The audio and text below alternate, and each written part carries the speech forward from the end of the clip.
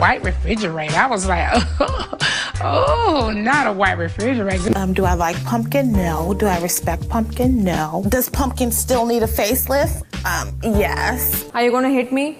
Do you want it? I don't want Because you're to. asking for it. You're dying for it. Get off my back. Stop it! I have never in my life yelled at a girl like this. When my mother yells at this, it's because she loves me. I was rooting for you. We were all rooting for you. How dare you? This week, I've been reflecting a lot on reality TV, as well as the ethics of reality TV and surveillance culture and how we consume media. The topic particularly came up because I currently have a stomach bug right now, and I haven't been able to move as much as I'm normally able to, so I've been binge watching reality TV all weekend, and then I kind of went into this really weird rabbit hole that I watched the America's Next Top Model documentary, binge watched that as well. I recommend you guys watch that, but it gave me a unique insight I didn't have as a kid when I was watching these reality TV shows. As a woman now in her early 20s and now rewatching the shows, I'm like, oh, that's a bit weird. And how these shows strive off of exploitation and how exploitation essentially makes for really great TV. But if you're new here, hi, I'm Sherwin, and this is Sherwin Unfiltered, where I explore media, fashion, politics, and everything in between. The huge question I really wanted to ask is, what is reality TV without exploitation? As someone who's a huge fan of reality TV programs like the Real Housewives franchise, I think it was really important for me to acknowledge that reality TV is really built on one thing, and still is built on that one thing, which is exploitation. And we exploit the conflict, exploit vulnerability, and we exploit humiliation. And it raises this uncomfortable questions where you have shows like Jerry Springer, America's Next Top Model, and weight loss programs like The Biggest Loser or Super Fat and Super Skinny, where you see contestants being repeatedly pushed into physically and emotionally vulnerable and uncomfortable situations, all for the purpose of entertainment. And one of the really big things I really wanted to explore in this video is the way the media we originally watched has basically evolved into reality TV as something a lot of us now consume. If we go back centuries ago, we used to watch gladiators and public executions, and now we watch reality TV. The media we watch has evolved, but the way we watch media has not. We still have many people watching a few, and the few people who are the entertainment suffer for our entertainment. In a sense, human beings have always loved a spectacle, but reality TV now feeds that spectacle that we so love.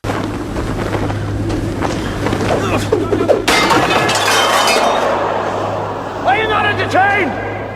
Are you not entertained? I really want to explore philosopher Guy Debord, and he describes modern society as a society of the spectacle, in which human experiences are transformed into entertainment for mass consumption. Reality TV fits this tradition, so we're no longer watching people suffer or try and fight for their lives, but we are still seeing people being exploited. So we have less violence, but we now have an increase of emotional violence, where emotions that should be private and personal, and these psychological issues that you should be facing alone, are now public sphere, and it's a spectacle for everyone to see. So things like embarrassment, conflict, humiliation, and emotional breakdowns.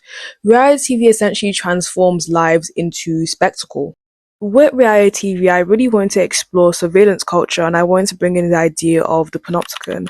So the panopticon is a concept originally proposed by philosopher Jeremy Bentham as a design for prisons. In the structure, prisoners are arranged around a central watchtower, never really see when the guard is watching them. And because of this fear that they might be watched at any moment, they begin to self-regulate or just regulate their own behavior, essentially. Later, Michel Foucault basically expands on this and adapts the concept as a metaphor for modern systems of power, and he really explores this really well in his books in Discipline and Punish, in which he explores the criminal justice system as well as the surveillance systems of which our government used to monitor us. But I really want to focus on reality TV in this aspect, and the way that surveillance becomes a method of control. Reality TV kind of links into this as voluntary panopticon, because you sign up for these shows, you're not really forced to go on the shows, but you sign up to be watched constantly. And contestants willingly have these cameras watch them, and not in a way that criminals self-regulate their behavior so they don't get caught or make their criminal sentences longer, but they regulate their behavior in a way that, if I act this way, this is really good TV, or this is a way to stay on the show. And we see a lot in shows like Love Island and even on shows of Biggest Loser and Big Brother, where you'll have these cameras on you 24/7 in constant surveillance. And I think, I forgot which Love Island contestants were saying this, but the only time they don't get really recorded is if they go into the toilets or if they are naked, because you can't really show such explicit content on TV. But I fear we've passed that stage with TV anyway. But in the instance of you think the camera's constantly on you and you think the audience is constantly watching, you basically start to perform your life for the gaze, like, oh, this is going to make for really good drama, or I think people are going to really like me when I leave the show if I say this thing. But we also know that the way reality TV is edited, anything can essentially happen, and you don't really know how you've been depicted until the season is released or is out. A huge concept I really want to explore in discussing reality TV and exploitation is parasocial intimacy. We often talk about how fans have parasocial relationships with their celebs or their favorite music idols, but not enough with reality TV personalities and the people that watch them.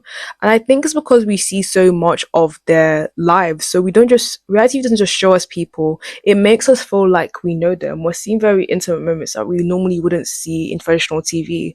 And reality TV has blurred that line between this is what would be on TV and this is someone's daily life. The illusion of closeness with people we've never really met. I think this intimacy can be a strength and a weakness. You have really devoted fans who are kind of cult-like, and you have like a cult-like defense of they can never do any wrong.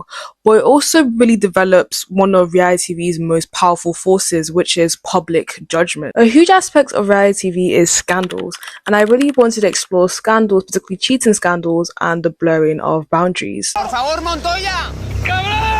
Montoya! Montoya! The case study I'll be using for this is America's Next Top Model.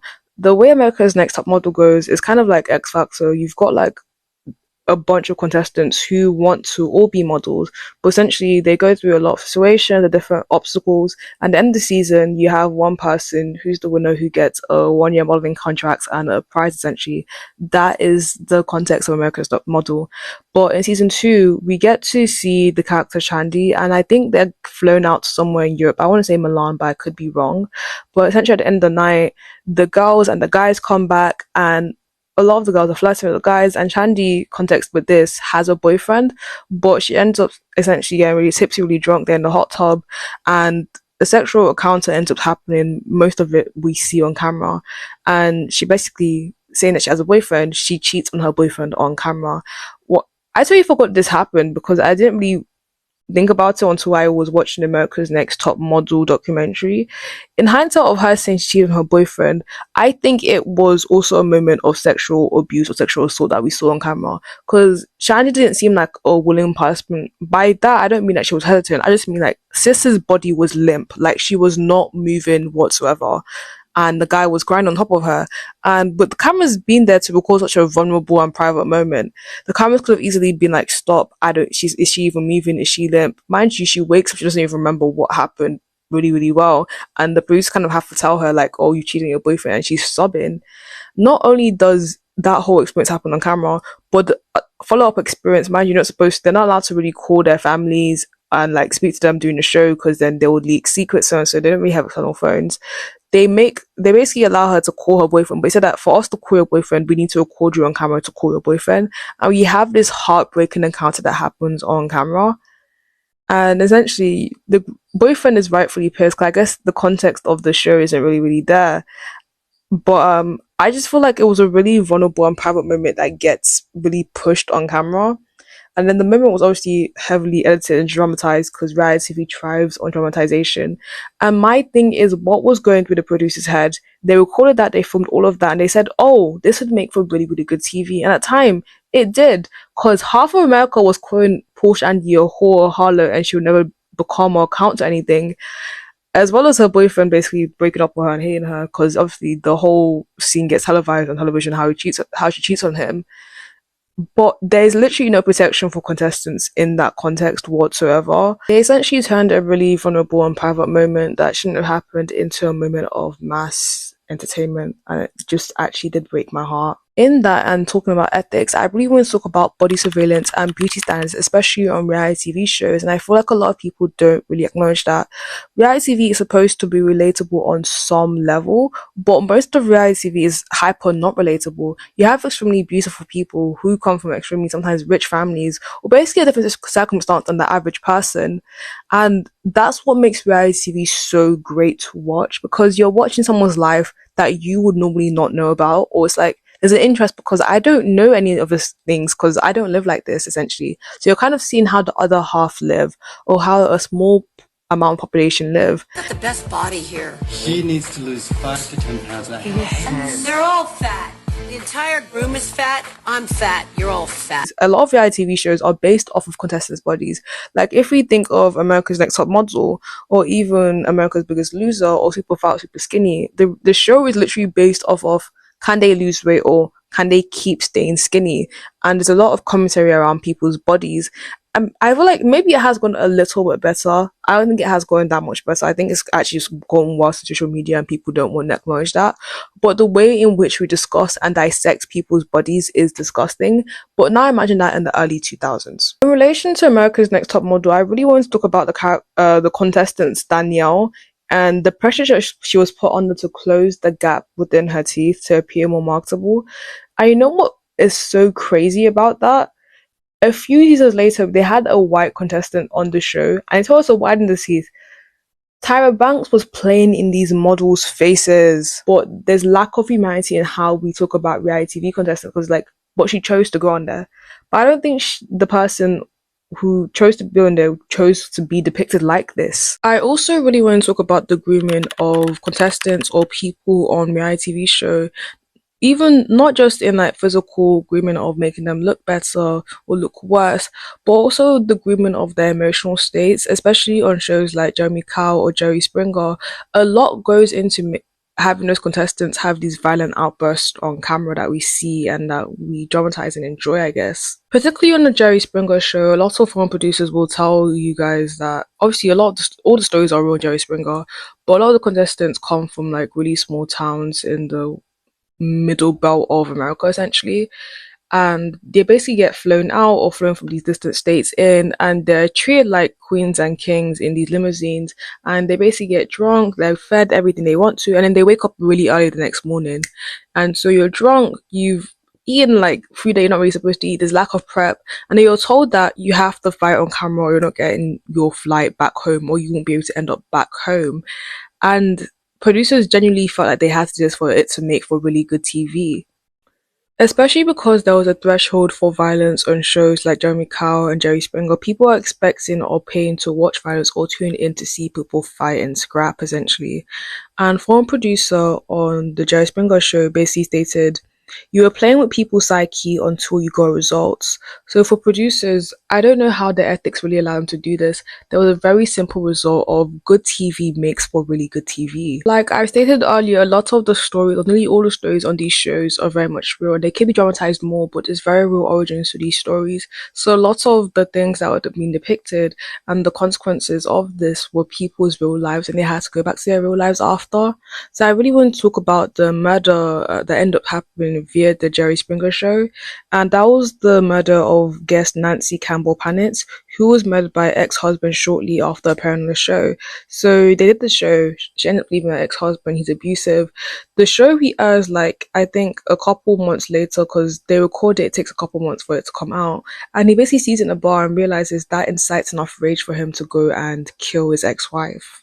And I think the case really highlights the real world consequences of reality TV. For a lot of us who are watching it, it's simply just entertainment. We turn off our TVs, we scroll on to the next channel, that is it, done. For the people that appear on these shows, this is their real life, and the consequences and the aftermath of that is also their real lives. And what I really want to talk about the aftermath and the consequences of going on reality TV shows, and the lack of after support that there really was in reality TV shows. I think it is getting better. If you think about America's Next Top Model and the big revelations they had on TV, like people coming out on TV or other revelations, and the lack of support that people got after that was crazy. A lot of contestants, due to really good editing and dramatization, were basically being sent death threats left and right. Contestants from these shows have committed suicide as well. So there's a really huge lack of mental health awareness that is only just starting to become well known and understood in the reality TV space.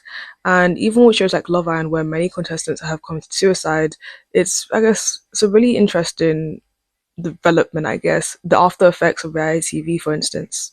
And I think I can acknowledge now that with a lot of shows like Love Island now, there's a lot more aftercare, or even pre-care before they go on the show. There's a lot of like mental health screening and so and so. But I don't necessarily think that stems out of the care of mental health of participants, but I think stems more out of people not wanting to get sued or big corporations not wanting to get sued, which is not a discussion for another day, but there is a lot more nuance and understanding around mental health and surveillance and reality TV, I guess. That being said, I really wanted to talk about the influence of reality TV on meme culture as well. And there's so many things that I reference on a day-to-day basis that reality TV has fed into meme culture. Nearly all of meme culture stems from reality TV. Like, if I see a white refrigerator, I turn to NeNe Leakes and it's like, white refrigerator? But like huge moments like that, or even Danielle, I want to say Brogoli and her moment on Dr. Phil's where it's like, catch me outside, how about that?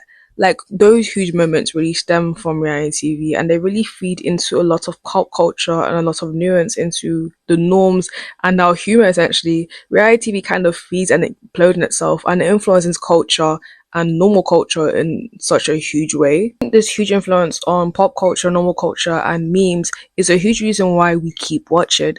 But I also think another huge reason why we keep watching is escapism. Reality TV is a form of escapism for many of us. I turn the TV, I get to escape from my normal life and see other people's lives, or see how the other half live, or see how a small population of the world lives. And in that same instance, not just an escapism for the viewers, but also escapism for the contestants on the show. Often at times, the people on these reality TV shows come on these shows to kind of best their lives, get better exposure, and basically change their lives. Like I mentioned earlier, Tracy on The Biggest Loser on season 8, she came on the show to lose weight and felt like it was going to save her marriage.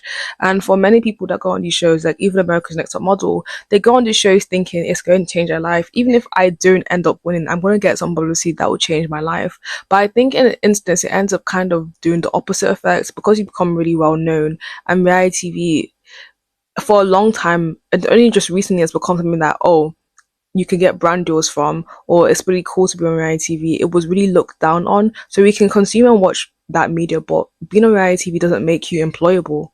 I really did want to end this off by saying reality TV is this intersection of entertainment, surveillance, but also exploitation.